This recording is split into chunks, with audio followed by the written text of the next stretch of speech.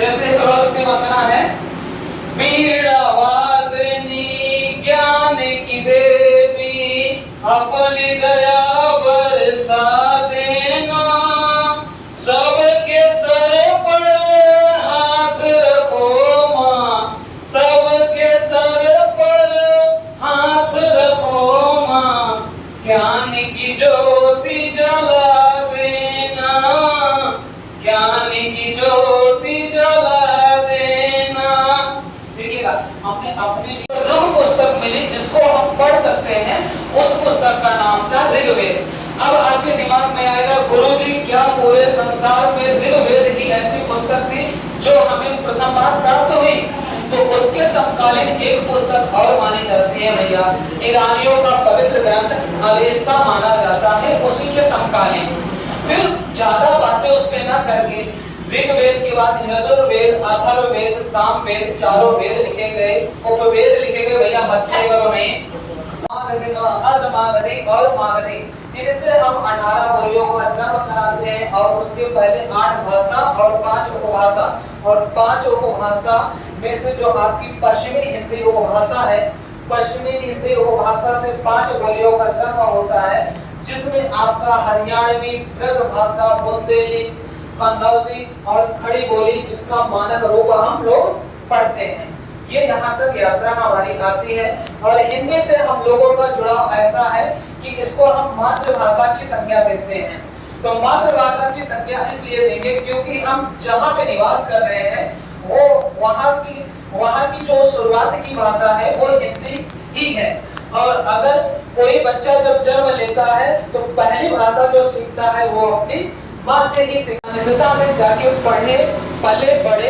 उन लोगों की गलती है, उन लोगों ने हमें ये माहौल ही नहीं दिया कि हिंदी में सब कुछ हो सकता है, हिंदी में बहुत कुछ हो सकता है, आप अपनी भावनाओं को व्यक्त कर सकते हैं। जैसा कि भारतेंदु हरिश्चंद्र की एक पंक्ति मुझे याद आ रही है,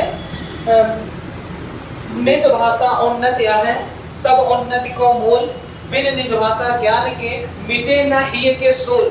माने कि हृदय की वेदना को अगर आप अच्छे ढंग से प्रस्तुत कर सकोगे तो अंग्रेजी, अरबी, फारसी में नहीं कर पाओगे। जो आपकी मातृभाषा है उसी में आप प्रस्तुत कर सकते हो।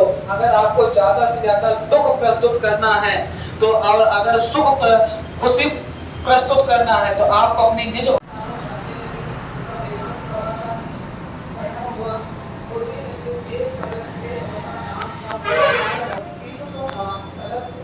राष्ट्रीय भाषा के रूप में दर्जा दिलाया जाए। लेकिन जैसा कि हमें विदित है कि भारत अनेकता में एकता की बात करता है, और यहाँ पे जितने राज्य क्या कि जितने प्रदेश माने कि छोटे मोटे जिले वगैरह हैं, हर जगह की भाषाओं में अंतर है।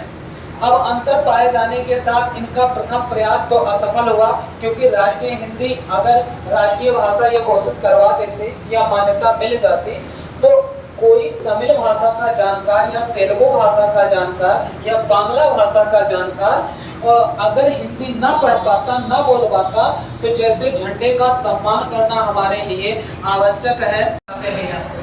तो एक ही चीज हिंदी दिवस के अवसर पे चाहूंगा आप लोगों से, तो कोशिश ये किया कीजिए जहाँ तक संभव हो अपने परिवेश में हिंदी शब्दों का प्रयोग कीजिए। और मैं तो कहता हूँ मोबाइल पे अगर टाइपिंग भी कर रहे हो ना तो उसका वो कीपैड माने कि कीवर्ड बदल लो, हिंदी में टाइपिंग किया करो, इससे कम से कम आपके उसमें तो रहेगी। हाँ, जहाँ पे जरूरी होगा वहाँ पे अंग्रेजी का प्रयोग कीजिए। कौन रोका है कि हिंदी का प्रयोग करोगे? कोई रोक लेगा भैया? रोकेगा नहीं ना। तो इसी के साथ भैया हम चाहेंगे कि सर भी आपको 2 शब्द बोले, उसके पहले भी तो बोल चुके हैं, लेकिन बोलेंगे उसके बाद मैं बोलूँगा, आपकी क्लासें बराबर चलेगी, ज़्यादा समय नहीं लूँगा। उसके बाद लास्ट में संस्था की तरफ से आपको लड्डू खाने को जरूर मिलेगा। जैसा कि मैंने आपको अपनी क्लास में बताया ही है कि 14 सितंबर को राष्ट्रीय हिंदी दिवस मनाया जाता है, और इसको संविधान की 8वीं अनुसूची अनुच्छेद 343 से लेकर 351 तक दर्जा दिया गया है, राजभाषा का दर्जा दिया गया है। और राजभाषा इसे क्यों कहा जाता है? क्योंकि आप जानते हैं कि जो आपके शासकीय कार्य होते हैं इन्हीं भाषा में उनका निर्वहन होता है।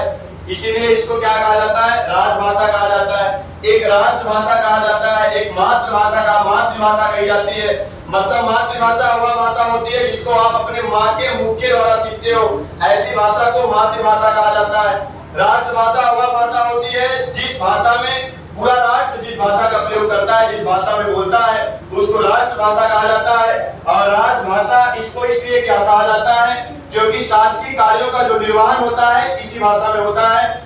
जैसे कि सर ने आपको बताया, भारतेंदु हरिश्चंद्र ने लिखा है कि निज भाषा उन्नति है, सब उन्नत के मूल, नहीं के सूल।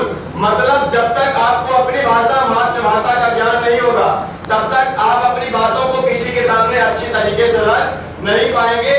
अर्थात आपको चाहे जितनी भाषाओं का ज्ञान रहे, जब तक आपको अपनी भाषा मातृभाषा का ज्ञान नहीं होगा तब तक आपके अंदर का, आपके मन की जो बातें हैं, आपकी व्यथाएं जो हैं, उनको आप रख नहीं पाओगे। आप अपनी वेदनाओं को अच्छी तरीके से व्यक्त नहीं कर पाओगे। इसीलिए भारतेंदु हरिश्चंद्र ने कहा है, निज भाषा उन्नति है, सब उन्नत के मूल, बिन निज भाषा ज्ञान के मिटत नहीं के सूल। ठीक है। और एक दो लाइन की पंक्ति बोलूंगा, उसी के साथ मैं अपनी वारी। संघर्ष नहीं जिनके जीवन में, संघर्ष नहीं जिनके जीवन में, वो भी बड़े अभागे होंगे, या तो प्रण को छोड़ा होगा या तो रण से भागे। अब समय कम है, सर थोड़ा सा आपको बताएंगे, उसके बाद हम लोग अपने अध्ययन और अध्यापन में आ जाएंगे। अपने क्लास में जाएंगे भैया, देखिएगा कुछ पंक्तियां और मां हिंदी के लिए है भैया। श्रृंगार है हिंदी, माँ भारती के भाल का श्रृंगार है हिंदी, हिंदुस्तां के बाग की बहार है हिंदी। कुट्टी के साथ घोल के माँ ने पिलाई थी, कुट्टी के साथ घोल के माँ ने पिलाई थी। सर फूट पड़ा वही मल्हार है हिंदी। तुलसी कबीर सुर और रस खाने के लिए, तुलसी कबीर सुर और रस खाने के लिए, ब्रह्मा के कमंडल की बही धार है हिंदी।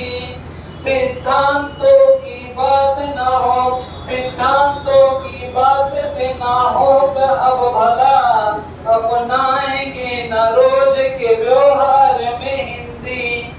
कश्ती फंसेगी जब कभी तूफानी भंवर में, कश्ती फंसेगी जब भी तूफानी भंवर में, उस दिन करेगी पार वो पतवार है हिंदी।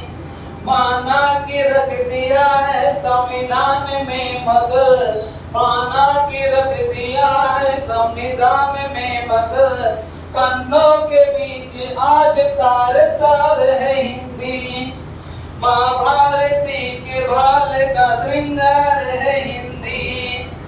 सुनकर तेरी आह हम थरथरा रहे, सुनकर तेरी इस आह को